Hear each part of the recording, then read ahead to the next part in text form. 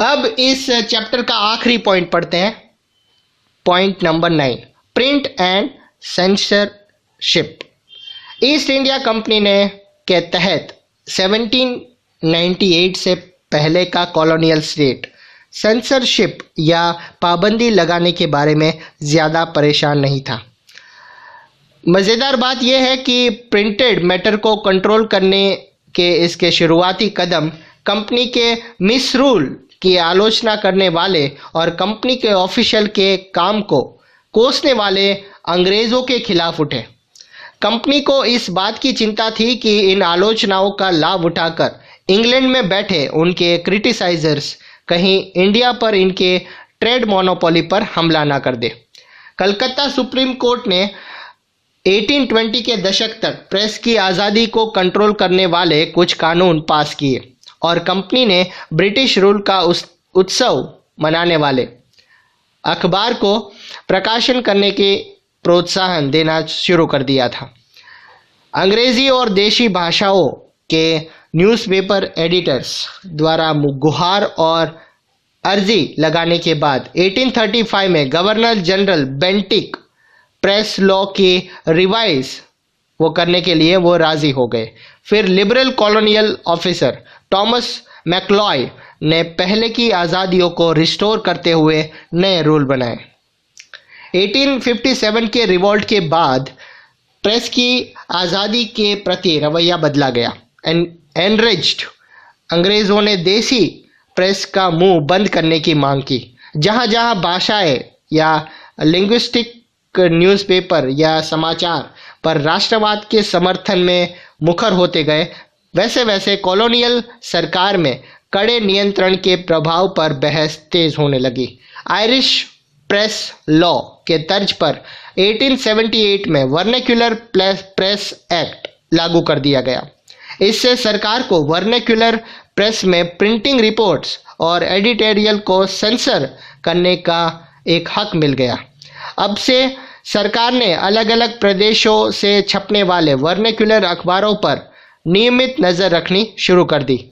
अगर किसी रिपोर्ट को बागी करार कर दिया जाता था तो न्यूज़पेपर को पहले चेतावनी दी जाती थी, और अगर चेतावनी को अनसुनी कर दिया जाए तो न्यूज़पेपर को जब्त कर लिया जाता था और प्रिंटिंग की मशीनें भी छीन ली जाती थीं।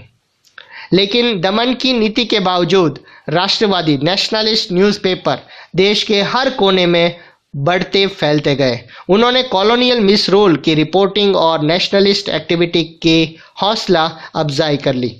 नेशनलिस्ट क्रिटिसिज्म को खामोश करने की तमाम कोशिशों का उग्र विरोध हुआ। जब पंजाब के रिवॉल्यूशनरीज को 1907 में काला पानी भेज दिया गया तो बाल गंगाधर तिलक ने अपने केसरी में उनके प्रति गहरी हमदर्दी बताई। नतीजे के तौर पर उन्हें 1908 में कैद कर लिया गया, जिसके परिणाम स्वरूप दुनिया यानी कि पूरे भारत भर में उसका व्यापक विरोध हुआ। बॉक्स 4 पढ़ते हैं कि कभी कभी वफादार अखबारों के एडिटर्स खोजना सरकार के लिए मुश्किल हो जाता था, क्योंकि सारे के सारे नेशनलिस्ट थे। जब 1877 में स्थापित न्यूज़पेपर स्टेटमेंट के एडिटर्स के लिए सैंडर्स को बुलाया गया तो उसने पूछा कि आज़ादी खोने के बदले में उसे कितने पैसे मिलेंगे। द फ्रेंड ऑफ इंडिया ने सरकारी मदद लेने से इसलिए इनकार कर दिया क्योंकि इससे उसे सरकारी आदेश मानने के लिए मजबूर होना पड़ेगा। बॉक्स 5 पढ़ते हैं। प्रिंटेड शब्द की ताकत का अंदाज़ा अक्सर सरकार द्वारा उसको कंट्रोल करने की कोशिशों से मिलता है। कॉलोनियल पावर हमेशा तमाम बुक्स जैसे न्यूज़पेपर पर नज़र रखता था।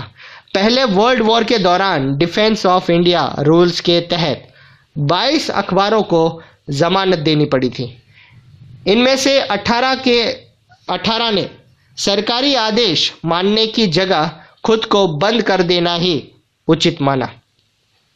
रोवलेट के अधीन द सेडिशन कमेटी रिपोर्ट ने 1919 में अलग अलग अखबारों के खिलाफ जुर्माना और कार्रवाई और सख्त उसे और कड़क कर दिया। वर्ल्ड वॉर 2 के शुरुआत पर डिफेंस ऑफ इंडिया रूल्स पास किया गया ताकि युद्ध रिलेटेड मैटर्स को सेंसर किया जा सके। क्विट इंडिया मूवमेंट से जुड़ी तमाम रिपोर्ट इसके तहत सेंसर होती थी। अगस्त 1942 में तकरीबन 90 अखबारों को सप्रेस्ड यानी कि दमन किया गया। सोर्स ए पढ़ते हैं एफ। गांधी जी ने 1922 में कहा, लिबर्टी ऑफ स्पीच, प्रेस की आज़ादी, freedom of association. Indian government अब जनमत को व्यक्त करने और बनाने की इन 3 ताकतवर औजारों को दबाने की कोशिश कर रही है। स्वराज, खिलाफत, ये सारी लड़ाई सबसे पहले तो इन थ्रेटन फ्रीडम की ही लड़ाई है। सो स्टूडेंट, ये था आपका चैप्टर। आई होप आपको पसंद आया होगा और ऐसे ही चैनल को सब्सक्राइब करें और हमारे साथ जुड़े रहिए। Thank you so much.